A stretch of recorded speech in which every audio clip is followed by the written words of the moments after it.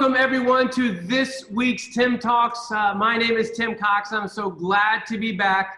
Last week we took a little break. I was moving my son into beautiful Tempe, Arizona at the Arizona State University, where he is enjoying his sophomore year. And it is so good to be back with you to, as we always say, let's get better together. So honored today to have, we've become friends very quickly. I learned it's always great when other people talk and say, you know what, I've met this person, I've met that person, you know, they're absolutely phenomenal at what they do, and you need to get them on your show. So that's what we did. We heard how great Margaret Linville was, and she is one of the leading client experience consultants in the country today. And when I say this, obviously we have fun here, but I'm talking about little companies like Nordstrom. I don't know if you've heard of them, but they're kind of a big deal. Best experience I've ever had shopping is at Nordstrom's. I will go out of my way to find a Nordstrom's if Nordstrom is there. And we're going to be talking about that today. And and as far as the automotive space, many different OEMs have hired Margaret to enhance or better their customer experience. So Margaret, with that, welcome to Tim Talks. Thank you so much for joining us. Thank you so much for having me, Tim. I'm so excited to be here and to share a little bit about what I know to be true, which is client experience being that bedrock, that foundation of not only the automotive industry, but really everything right now. It's become so much more critical, and it's something that you are obviously passionate about, and I am too. So I'm happy to have this conversation with you today. Awesome. So Margaret, let's unpack you a little bit, if we may. Just tell listeners and viewers who's watching this, obviously is going to get posted and reposted on social and YouTube and so on and so forth. But tell us a little bit about you so we have more understanding with you, and then we'll dive into Nordstrom and experience and so on and so forth. Thank you so much. No, thank you, Tim. Gosh, thanks. A little bit about me. I always say that I'm a native Southern Californian, born and raised in San Diego. That kind of frames up my point of view. Everyone says, how can you be mad or sad about anything if you live in San Diego, right? There's nothing ever to be mad or sad about. So I bring that positivity, I think, to what I do. But before I had a career with Nordstrom in HR and recruiting, I was actually a high school English teacher. So I love just that learning part of what we do and the research and all those things. So teaching and then my career at Nordstrom in HR and recruiting helped me land a position with Transcend Creative Group. So I've been working with them for 8 years now. Wow. And it's such an amazing organization because they are out there really changing hearts and minds. And I know that sounds really touchy-feely, but that's what customer experience is all about, right? You mentioned Nordstrom. That's where I grew up. And Nordstrom is well known as like the best customer service provider in retail. So I took all the things that I learned at Nordstrom and now applied them to the automotive space, which I love. But with the support of Transcend Creative Group really being a customer experience expertise, with their expertise, that's how we bring it to automotive. And when I say changing hearts and minds, it's providing that content, providing that learning. I don't like the word training. Someone once told me training is for animals, learning is for people. Made sense to me, right? And so the more learning we can do, the more we can better ourselves, the more we can better the industry that we're in. And that's certainly true in automotive. The more we learn, the more we grow, the better customer service we can offer, the better our dealership, the better our organization is going to be. So that's really the mission of Transcend Creative Group, to change hearts and minds, to teach them the best about offering good customer service, and then allowing people to be better at it so that their company is better. And I love that mission. You know, customer service is, the great thing about it is it doesn't cost a dime for the most part. I mean, yes, a lot of things are moving digitally, and we always say, because I mean, that's what we do here at CarNow, is we provide that same, if not try to be even a better experience with videos and everything else that we use through our tools to create that type of environment to, as my friend Brian and Glenn Pash say, to serve customers instead of chase them. It's easy for us to come and say, hey, you need to take care of your customers. You know, we talked yesterday briefly, or I don't know how briefly because it ticked me off so bad, about my personal experience trying to buy yet another Jeep Wrangler at a dealership in Noonan. And I called on the phone, and you talk about yin and yang, and we'll unpack this a little bit, and I'm not going to let you off because I want you to give us some nuggets that we can take home. But I had an amazing experience. You know, I train BDCs all across the country. We talk about best practices, and this person, this lady that answered my phone call, textbook, unbelievable, exceeded expectations. When I stepped foot on the dealership, everything broke down. Everything broke down. Not only did they do something that was illegal by pricing a vehicle which nowhere was in Georgia, by the way, you have to sell, if you sell a vehicle, you have to include it for your doc fee, A, and number two, nowhere on the VDP or the SRP. Anyway, they said they added tires and wheels to it, even though the pictures showed tire and wheels, and they tried to charge me $6,000, and then they tried to hold about $5,000 on my trade. So that being said, the wheels fell off. But my point is this. On the flip side of that, I found a car in Tampa, Florida, and the guy literally drove 4 hours. I drove 2 and had an amazing experience. I've already referred people down there. The key, what I want dealers to say, and then I'm going to shut up, and then I want you to run with the show, is when we're trying to pencil, there's nothing wrong with gross. Listen, I lived and I paid tuitions and I paid my mortgage by penciling gross. Guys, there's nothing wrong with gross. But make sure you're not silly about it and trying to, you know, pay your college tuition, your kids' tuition with one deal. I mean, they were literally, look, I'm a car guy. They were holding $10,000, $11,000 on the first pencil. And guys, look, I'm not going to be like Anchorman and say, I'm kind of a big deal. But look, a lot of people call me. I'm active in my church and I'm active in my community. I've been 30 years in the car business. Anybody within multiple states needs a car, they call my phone. And because of that experience, and I'm not going to mention the dealership's name, but because of that experience, no one ever that's going to call me is ever going to go to that dealership. So sales manager, guy, girl, whoever you are listening, make sure that you be careful with every pencil, because they had no idea my influence or who I knew or how many people called me. I mean, I have probably 15 to 20 people still, after 30 years in the car business, they know I'm the car guy, call me for a deal. Never am I sending anybody there. And they're the closest dealership to me.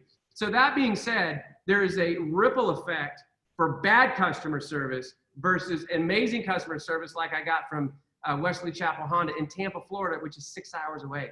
So I just want to plant the seed there. What are some things that we can do? I'm not going to let you off easy, whether it's transcending from Nordstrom to OEMs that you've trained, and you've trained many different OEMs. What are some stuff that, you know, the people listening as they continue to log on, you know, give us some meat and potatoes that we can go cook dinner right now. Give us something, you know, the difference, whether it's Nordstrom, how does it, you know, what can we do as automotive people and to make a difference in our dealerships, in our service departments, sales floors right now? It's a great question. I want to unpack what you said, though. I want everyone to notice, and I'm sure they were listening. They were along for the ride. They were on that roller coaster with you, just like I was just now, Tim. But you didn't talk about the product at all. Nope. You mentioned the name of the product you purchased and then the name of the dealership that did a good job. Yeah. But what you just did is what I think everyone does. The product is kind of irrelevant. And I don't mean, I'm a car person just like you, Tim. When people ask me, hey, Margaret, what do you do for a living? Do you want to know what I tell them? I said, who, me? I'm in the car business. Because what I want to do is plant the seed that it can be, and not only can be, it should be different. Yeah. And the story you just shared is exactly why. One of the things, I read this before we got started today, and I thought it was really unique. And then I'm going to give you some tactical, practical ideas. But the first thing we need to own is that our consumer experience is not different.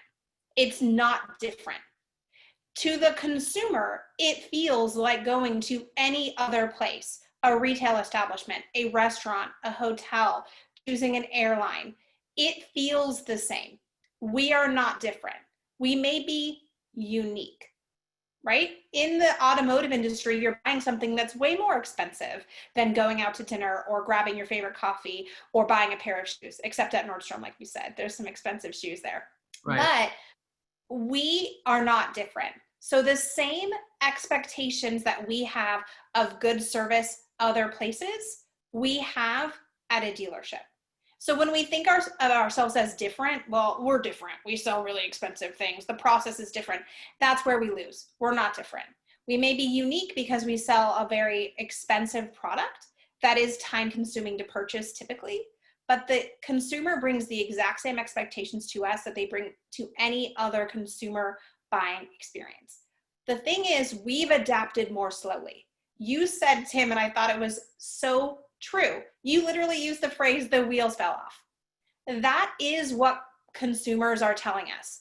The beginning of the process is easy. I called, I went on the website, I texted, whatever you did, chatted about the vehicle.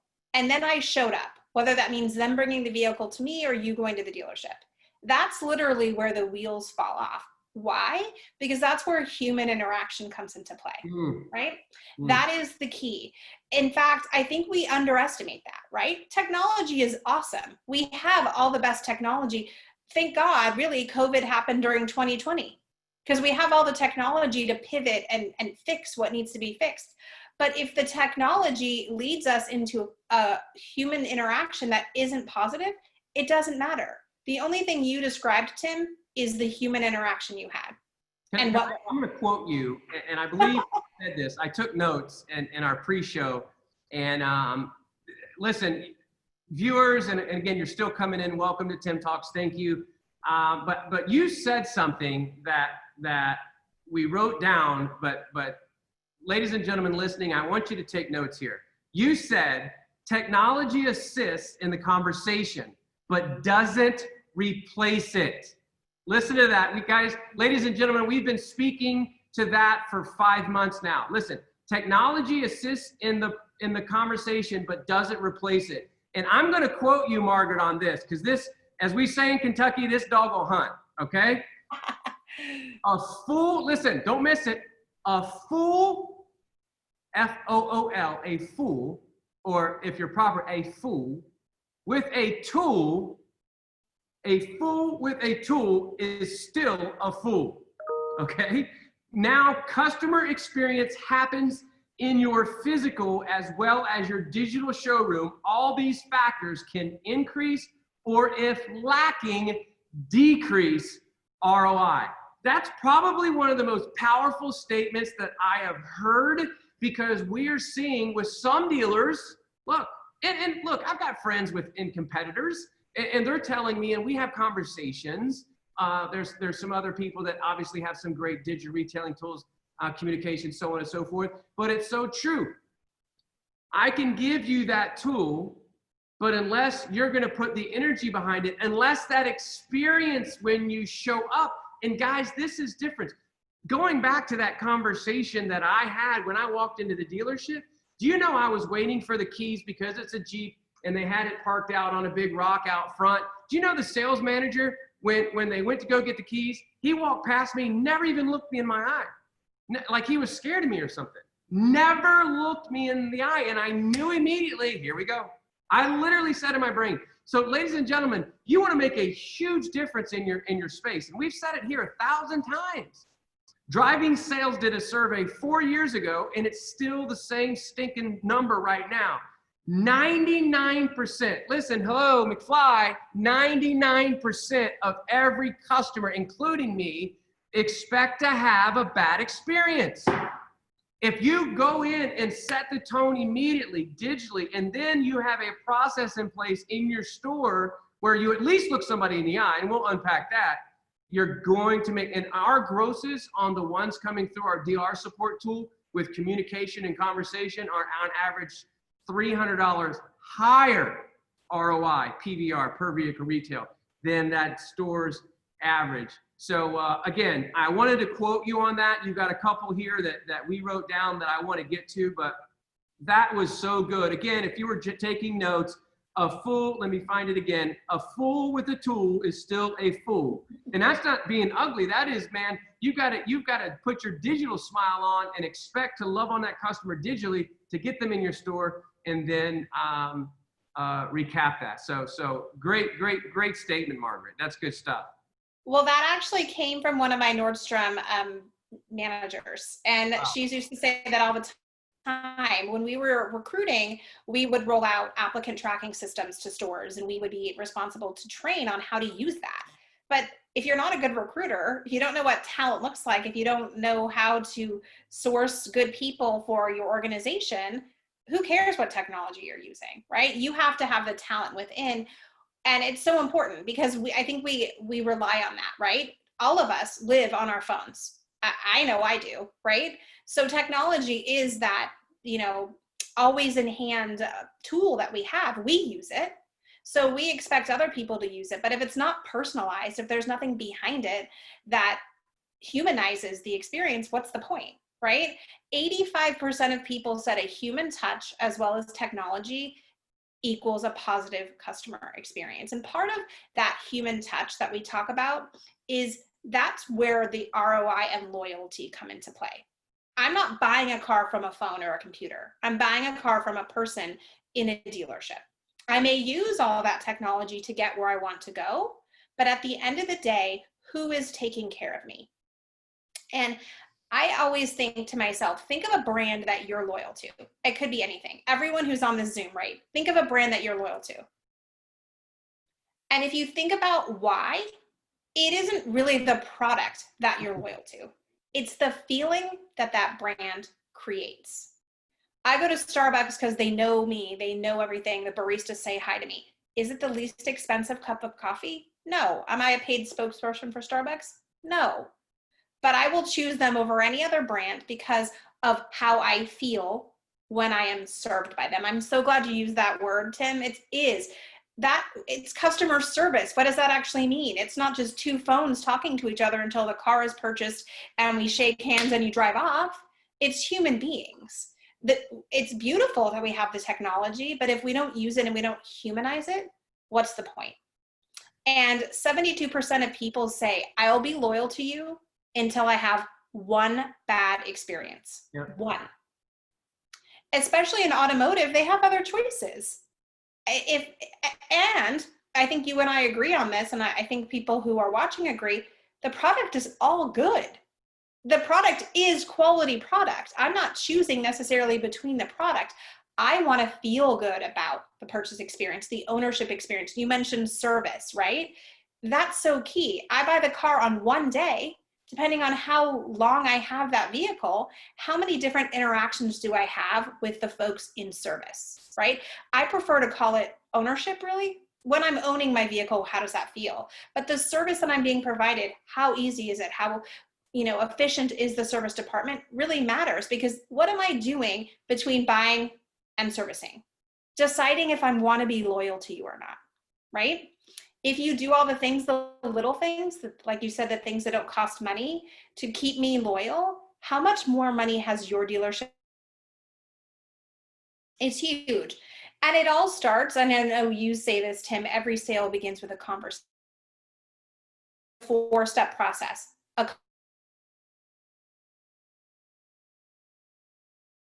Margaret, I think we got a bad, loyalty, which becomes, Am I back? Yeah, I think you're back. Oh, perfect. Sorry. I'll go through that again. Conversation, relationship, loyalty, repeat business. But notice that starts with a conversation. You said that. I stole the line from you, Tim. I'll quote you, right? Every sale starts with a conversation. If there isn't any human interaction involved, that whole process can't start, right? The conversation can start through technology on your website, however that first step is made in sales or service, but a human being has to take it from there. And if that human being isn't giving you the experience that you're looking for, then the whole system breaks down, right? We can't create that relationship. We can't get to that level of loyalty, and loyalty is what brings that repeat business. And I think the stat around repeat business is that if I'm loyal to you, I think over the lifetime of me as a customer, you make $64,000 more on me if I'm loyal to you than other people. So, it's not, again, about the gross or the money, but what are the stories people are going to tell, Tim? You told 2 stories, one about a dealership that didn't take care of you and one about a dealership that did. And again, you didn't mention the product. You mentioned how it made you feel, the experience. And so if we can train people around how to provide that experience, that's where the ROI comes in. That's where we build in the loyalty, because we've taught our people how to have those human interactions. You know, I'm glad you brought up service. You know, we as car guys and girls, at least myself personally, I was so, you know, when I was sitting on the desk, it was sell cars, sell cars, sell cars, sell cars, and everything. You know, we talk to all of our third parties, everything that we do is around selling automobiles, hitting our number, making gross. You brought up service.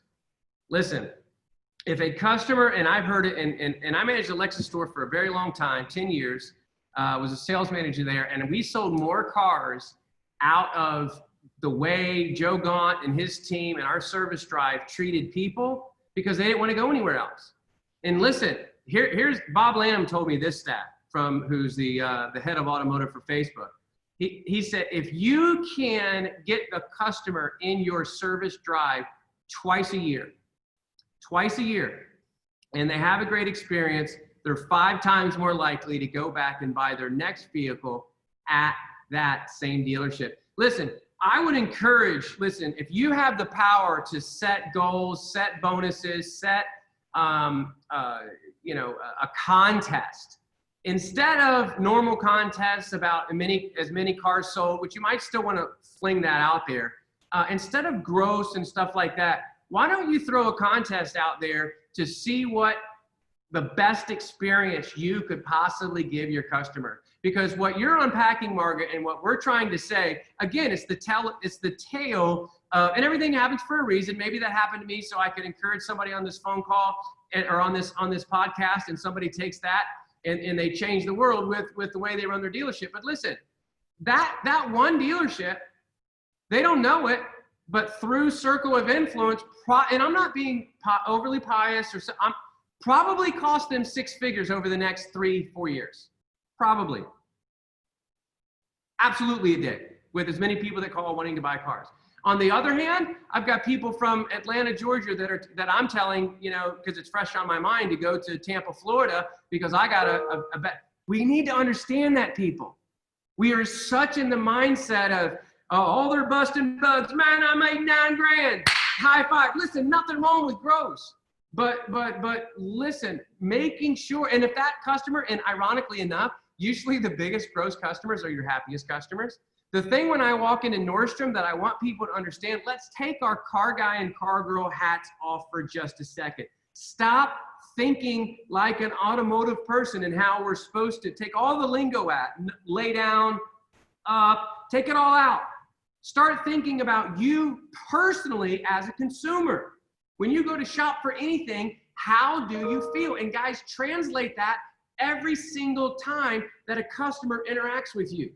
You know, you are, whether you like it or not, the face of your establishment. You are representing your establishment. If people, I mean, what do people say? I tell you it all the time in leadership, you know, classes and stuff that we give. Listen, what do people say about you when you leave a room? So when we create these experiences, man, people connect with that and they don't want to go anywhere else. I know when I go into Nordstrom that I'm probably paying a little bit more, but I know the service that I'm going to get. And I also know, based on their return policy, if something doesn't go right in a week, 2 weeks, 6 months later, guess what? They're going to take it back, no questions asked. That's why I pay more. So we're not looking, listen, we're not looking for that short-term big deal like that sales manager looked at me and didn't look me in the eye and tried to club me over the head. We're not looking at short. We're looking at, yeah, make gross. There's nothing wrong with gross. But we're looking at individual amazing experiences to where that person goes and tells their friend, goes to their church, goes to their kid's school, goes, and oh my gosh, just on this, the last 2 podcasts, I've talked nothing about my experience, right? So we've got to let people really understand that from the desk. I don't want to miss a few things, and let me pull it up here. I was taking copious notes as we talked about. Keys to customer experience, as you say. You talk about hospitality, you talk about individualization. I can't even talk today. Individualization.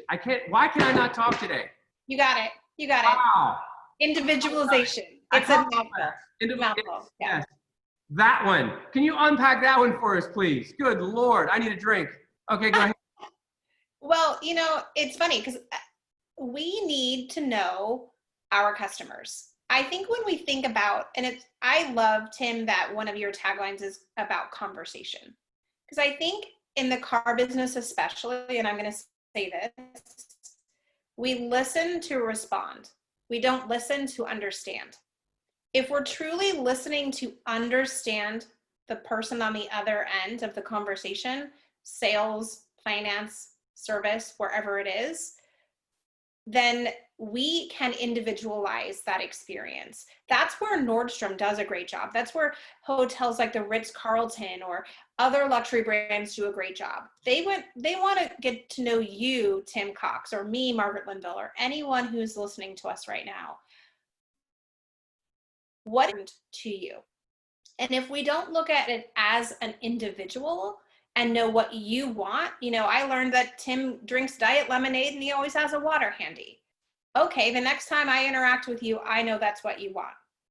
Those little things. But that is why when I was interviewing and hiring for Nordstrom, Tim, if I had a dime for every time an interviewee told me a story about why they were a Nordstrom shopper and what that shopping experience meant to them and why that meant they wanted to work for us, I would have retired a long time ago, a dime for every time, because we had impacted them by making their experience individualized. So they wanted to come and work for us and do that same thing. That's magic, right? You are now the evangelist for this dealership that gave you a good experience. You, again, never said what vehicle they sold you. You talked about how they made you feel. And I know that sounds weird. And sometimes when you said that, like, let's beat them up and make money. We have businesses. Dealerships are businesses. They're not in it to give cars away for free. But what kind of story do you want people to tell about you, right? Hopefully when people shop at Nordstrom or stay at the Ritz, is the Ritz the least expensive hotel? No, it's the most expensive. And you're really getting the same thing, right? A bed, a bathroom, a closet, a TV.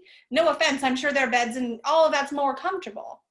But you have a choice to make. Why are you spending it there and not somewhere else? The stories you can tell, the emotions that you have, the loyalty that you have. And also, to me, there's a through line here. It's consistency. I have an expectation of what I'm going to be offered, and you meet it. You had a high expectation, Tim, when you went into that dealership based on your first contact with them, right? Yep. And then the wheels fell off. They should set that expectation high. Get back to me right away. Use that technology to tell me that you have the vehicle I want.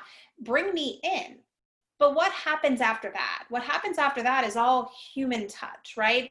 That connection that we're making. And if that's lost, you will never shop there again. And if someone asks you about that dealership, you have not one good thing to say, rightfully so, because you have other choices.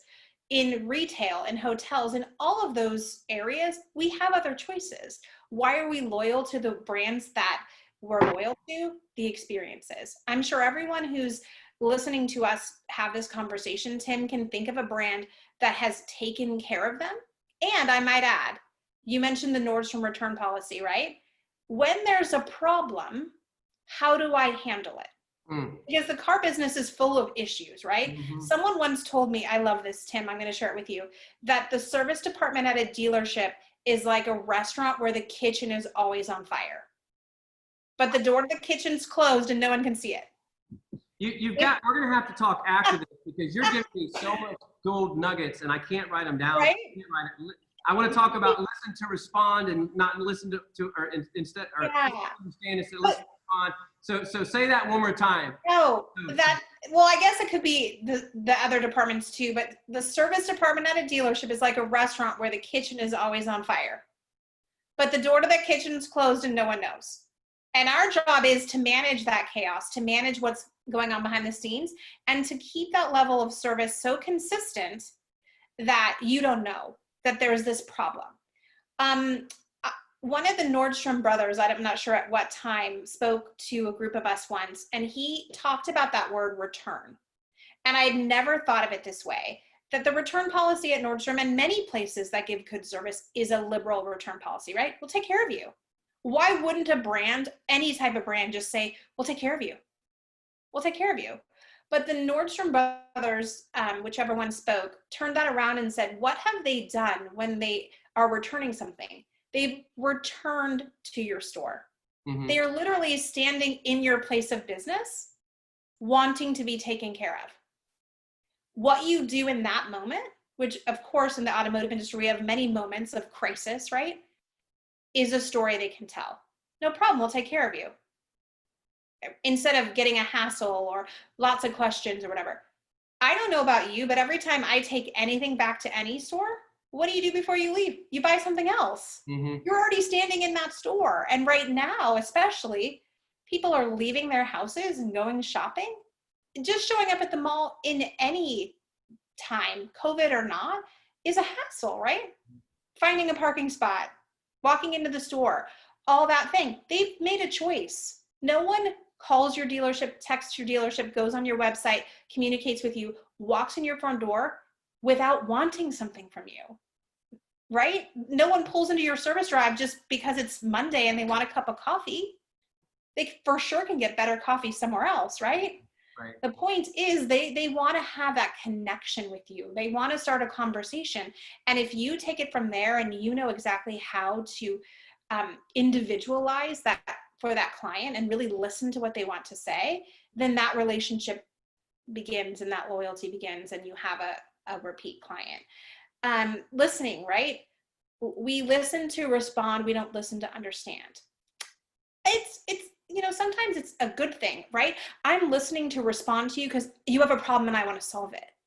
But if I'm not truly just letting you speak and knowing what you want, my response is nothing, right? I haven't even taken the opportunity to know what Tim Cox do you need from me? Individually, what's important to you? If I know that, then I have those keys to talk to you about, oh, you're looking at this vehicle? What about this one?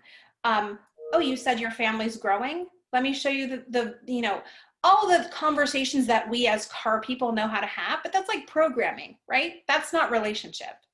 We can all describe features, benefits, talk about stuff, but can we really make that personal connection with people that helps us have that conversation? You don't want to listen to me tell you about the vehicle or, for that matter, what needs to be fixed on your vehicle if it's a service appointment, if you don't think I care about you or know you or have listened to you. And there's someone told me once, I think it's like 15 seconds in which we have the opportunity to make a first impression on someone.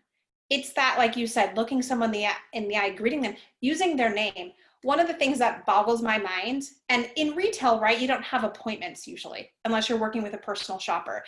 But at car dealerships, you often do, right? Especially in service. I know Tim Cox is coming in today bringing his X.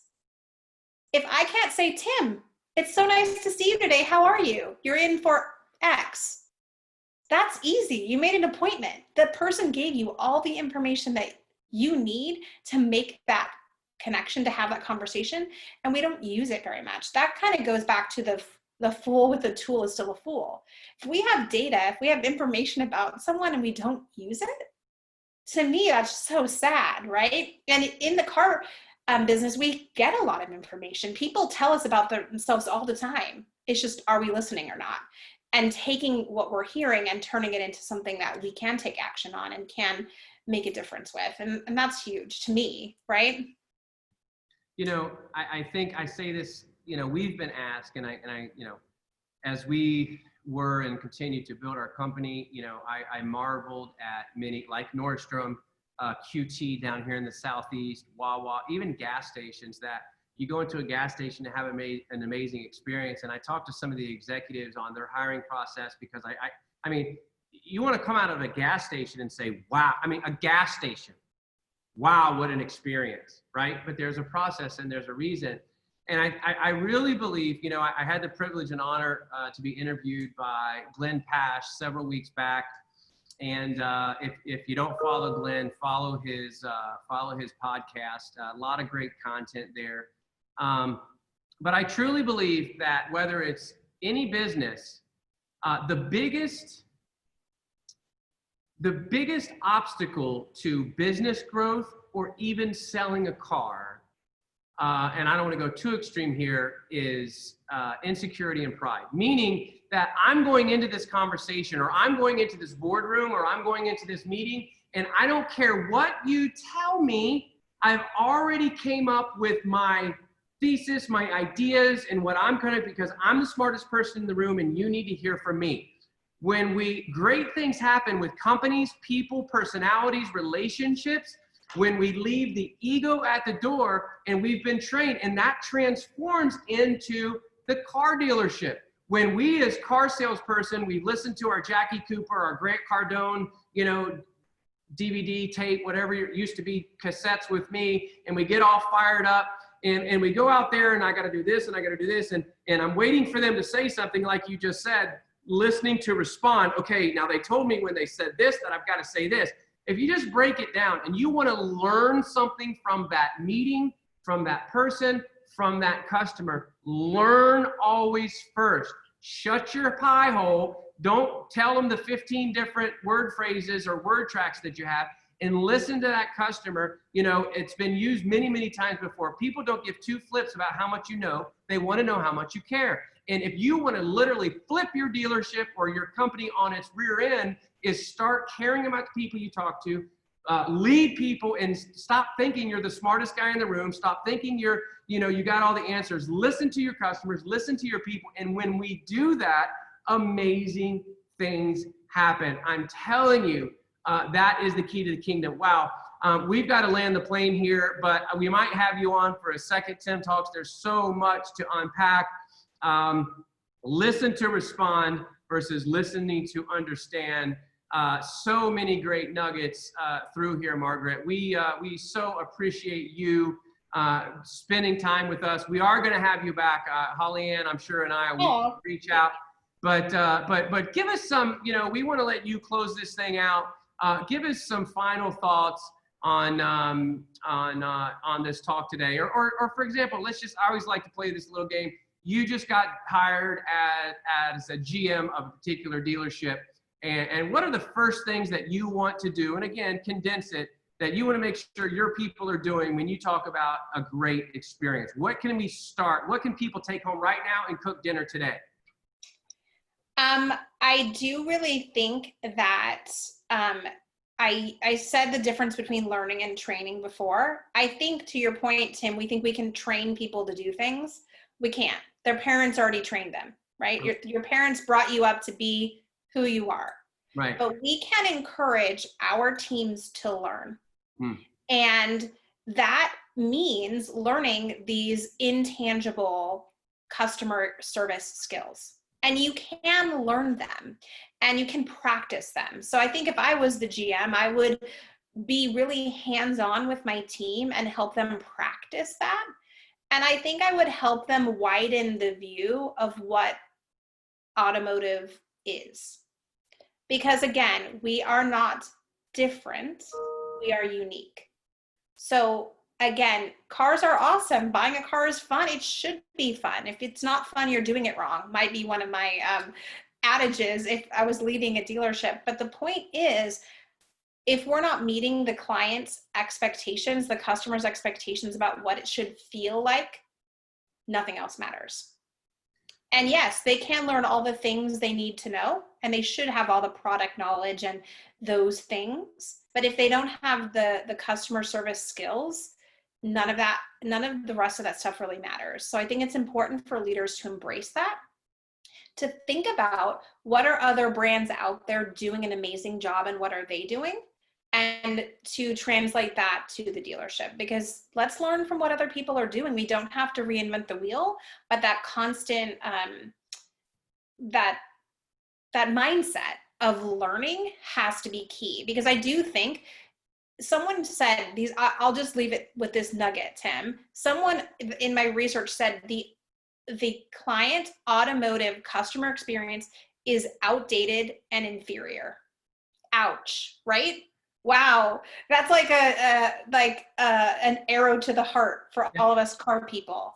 But it is. And if we don't embrace the things that feel outdated and inferior, and I'm going to guess it's the relationship building, we won't have those loyal customers. We won't have people telling passionate stories like you did about the brand. So maybe even that, what is the story people are going to tell when the conversation you're having is over, whatever that is, in dealership, via text, in the service drive? What would the customer you just spoke with say about his or her experience after it was over? If we're always focusing on what that is, the ROI is there, the gross is there, the profit is there, and the loyalty. We have evangelists for our dealership, our service department, whatever it may be, because they're telling those stories. Right. And we have the power over what story they tell by the way we make them feel. That's amazing. Thank you, Margaret. And Holly Ann, I'm going to ask you, I know Holly Ann hates when I do this, and Andy Park well, he probably doesn't hate, but I just made the executive decision as you were talking. You know, I was on the Lexus Innovation Council, and what we did together is Lexus back in 2007. That's where I got the term "no one's smarter than everyone." They had everyone go stay at a Four Seasons. So we are going to give away, I just made the executive decision, we're going to do it over the next 4 weeks. If you enter, and Holly Ann's like, oh my gosh, here he goes again. But if you enter and you listen to Tim Talks, we're going to give, I want you to experience luxury. And they sent us all to Four Seasons. We had it, we were treated amazing, and then we got it. So I'm going to send somebody to, and depending on where you are geographically, the closest Four Seasons, the closest Ritz-Carlton, whatever the nicest hotel around you is, we're going to send you there. So we just came up with that.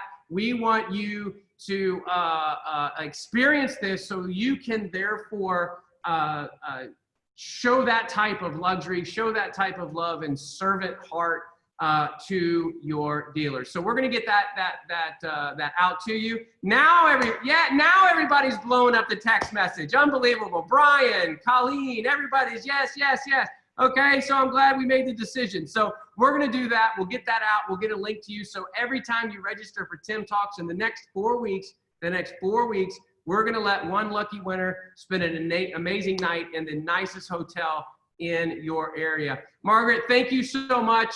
I'm sure we're going to talk very soon. Listen, ladies and gentlemen, thank you so much for allowing me to take a week off and spend it with my family, moving my son into Arizona. And don't miss next week. As always, listen, no one's smarter than everyone. Let's always get better together. Thank you, guys. God bless. See you soon.